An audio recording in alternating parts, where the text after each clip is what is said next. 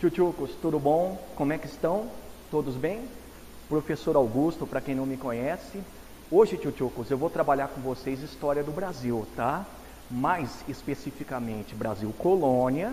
E dentro do Brasil Colônia, talvez um dos períodos mais interessantes, que é o período chamado de ciclo minerador. Legal? Tchutchucos, a primeira coisa para a gente entender esse período, que é o chamado ciclo minerador, é que nós possamos aprender um pouco sobre o contexto, tá? Eu sempre digo o seguinte, contexto é importante para que vocês entendam por que determinado momento ou assunto está rolando. Então aqui no caso, o primeiro grande contexto que vocês vão perceber é que o Brasil, ele passava por uma crise, que é a crise açucareira, tá legal? Vamos lembrar? Pessoal, grande parte da explicação dessa crise açucareira tem a ver com a expulsão dos holandeses do território pernambucano. E é muito legal, porque quando a gente percebe essa expulsão, por um lado, a gente entende toda uma mobilização colonial para que isso acontecesse, né? Então, muitos historiadores falam que houve aí um sentimento nativista. Só que, por outro lado, que é o lado negativo, o que os holandeses fazem? Eles se deslocam para as Antilhas, e ali nas Antilhas, eles passam a produzir cana-de-açúcar também. Então se tornam concorrentes ao principal produto colonial brasileiro / português, que é o açúcar. Resultado, o produto começa a chegar demais no mercado europeu, os preços começam a despencar e com o tempo o açúcar ele perde relevância no mercado internacional. Tá legal?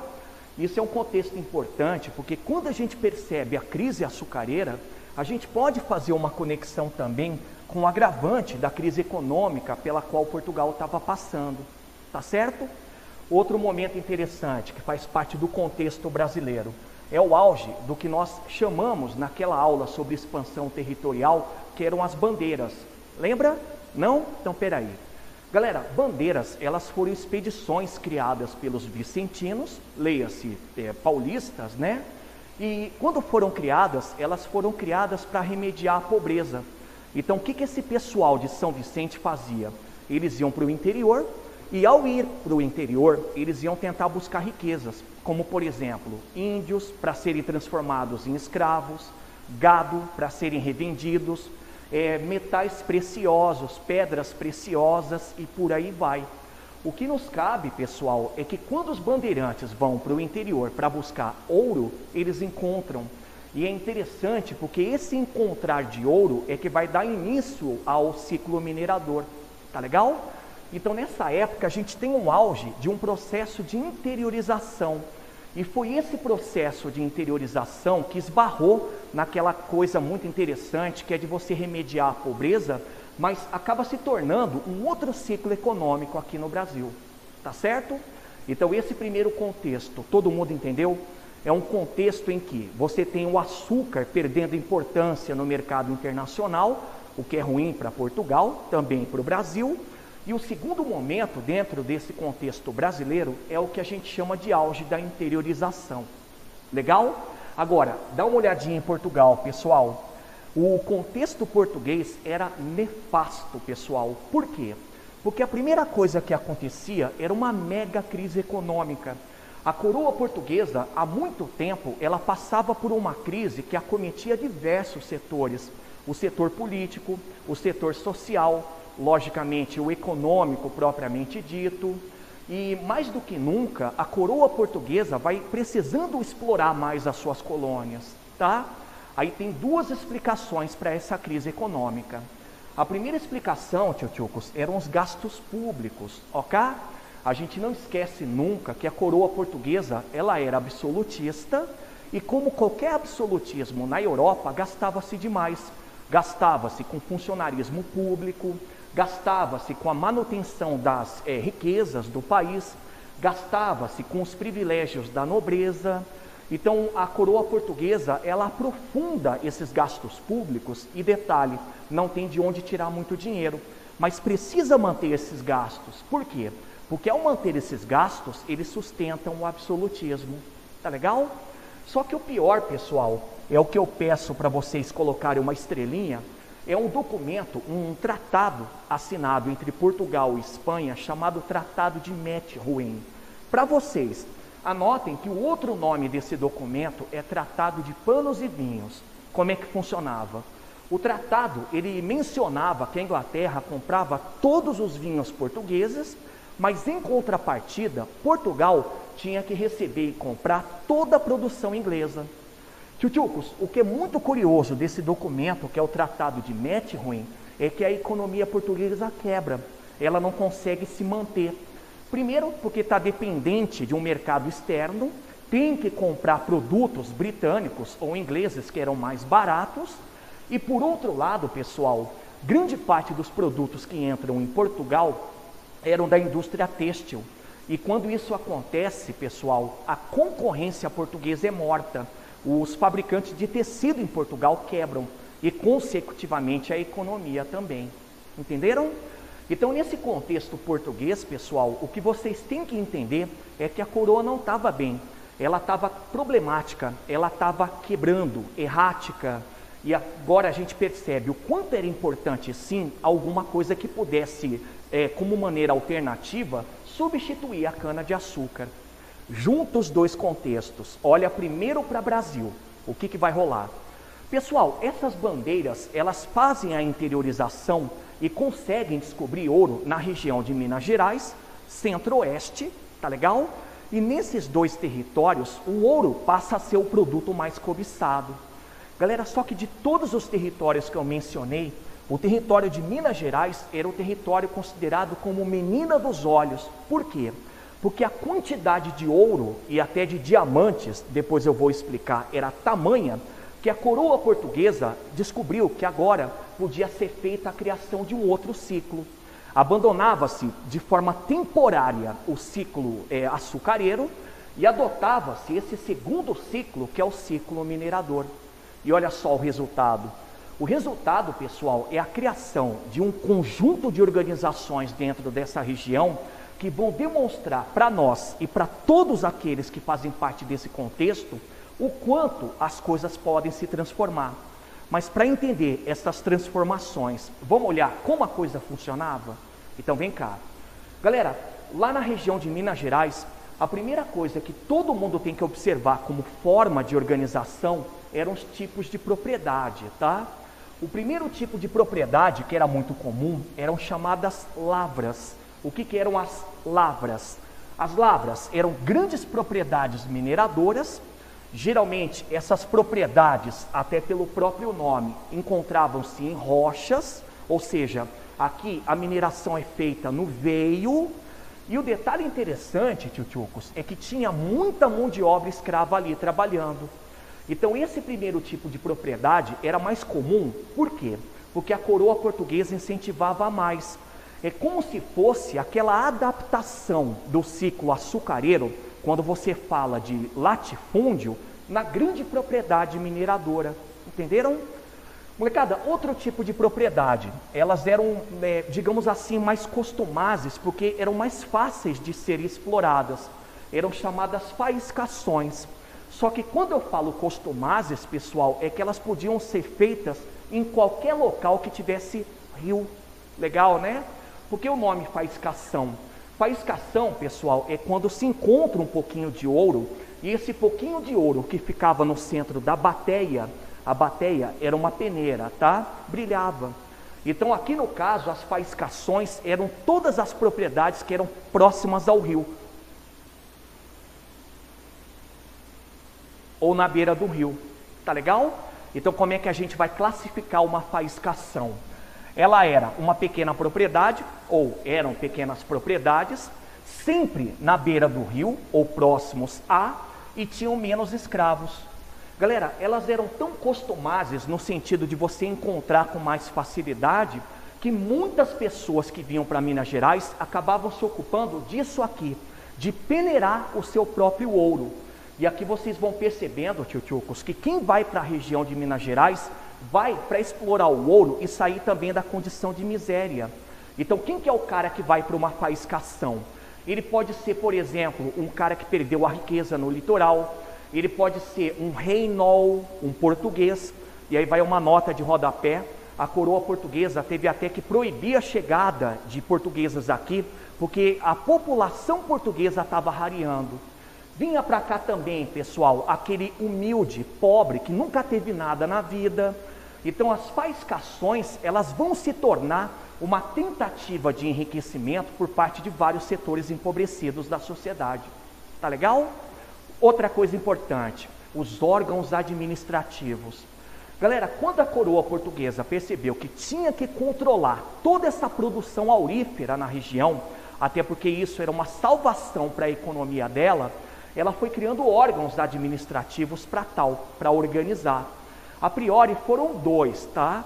O primeiro órgão, chamado Intendência, ele foi criado em 1702, mais ou menos, tá? Qual que era o papel da Intendência?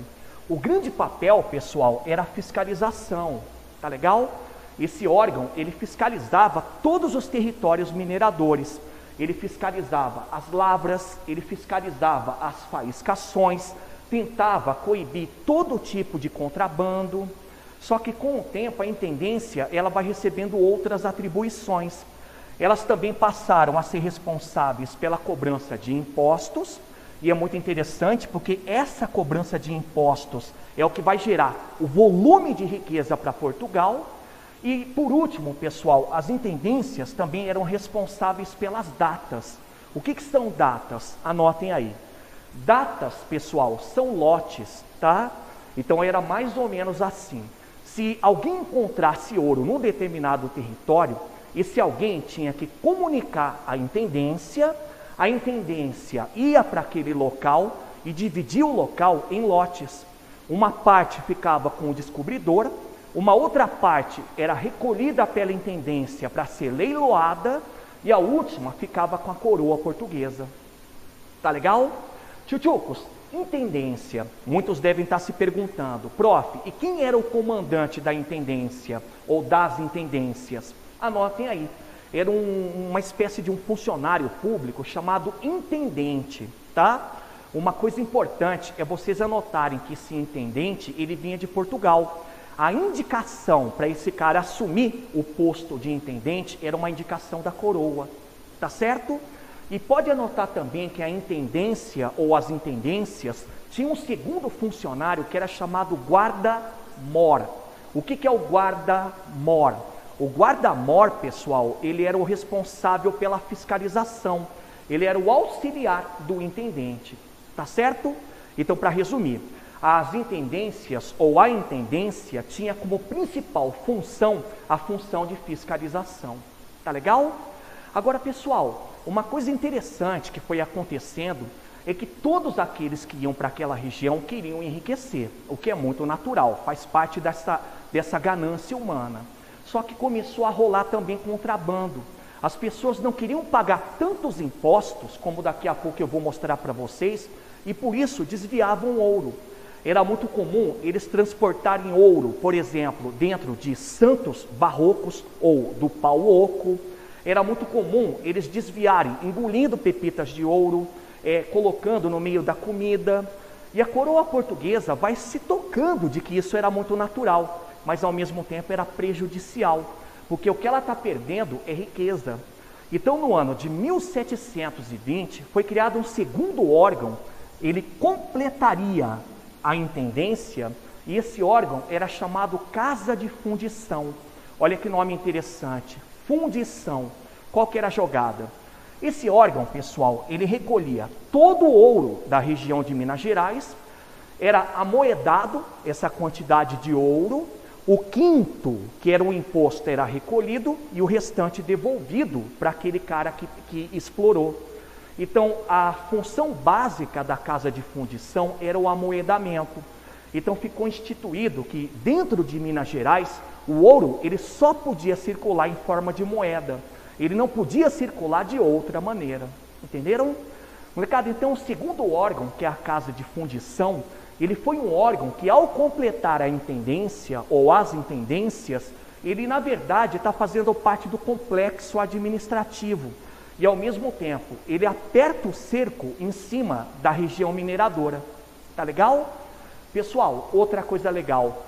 A gente tem que lembrar que esses órgãos, eles eram o holograma de Portugal. Então a gente tem que lembrar com toda certeza que eles eram a autoridade máxima ali. Tá certo? Vamos olhar os impostos? Galera, olha só que coisa interessante. Muitos impostos foram criados nessa região, tá? Só que os principais que geralmente uma prova cobra é isso aqui. Olha só que coisa interessante. Eram 4 impostos. Desses 4, vocês vão circular 2 que eram sempre comuns. O primeiro imposto, sempre comum, o 5º, daqui a pouco eu vou explicar.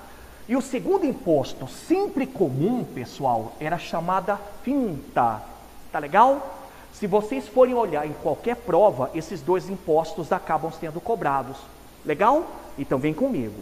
Galera, o primeiro imposto que foi criado nessa região, ele era um imposto chamado taxa da bateia, tá? A taxa da bateia era uma cobrança feita em cada minerador e era o equivalente mais ou menos a 13 gramas de ouro por mês, o que não é muito, né? Galera, esse não é muito, é para mostrar para vocês que a coroa portuguesa vai percebendo que cobrar uma taxa tão irrisória não era interessante. Então ela vai melhorando, ela abole a bateia, a taxa da bateia, e entra com talvez um dos impostos mais clássicos, que é o chamado 5º. Tá legal? Pode anotar, pessoal, que 5º é como se fosse 20% da produção que você teve. Tá legal? Era uma taxa cobrada todo santo mês, e o mais interessante, quando foi criada a casa de fundição, era lá que esse 5º era recolhido. Tá legal? Não se esqueçam, vocês circularam, pessoal, porque era uma taxa comum, sempre existiu durante o ciclo minerador. Tá legal? Molecada, só que a coroa, não contente e querendo evitar perda com contrabando ou até mesmo perda por produtos que eram perdidos aleatoriamente, criou um imposto que era chamado captação. O que era a captação? A captação, pessoal, era um imposto cobrado por cabeça de escravo. Ou seja, de acordo com a quantidade de escravos, você pagava um imposto X. Entenderam? O detalhe interessante.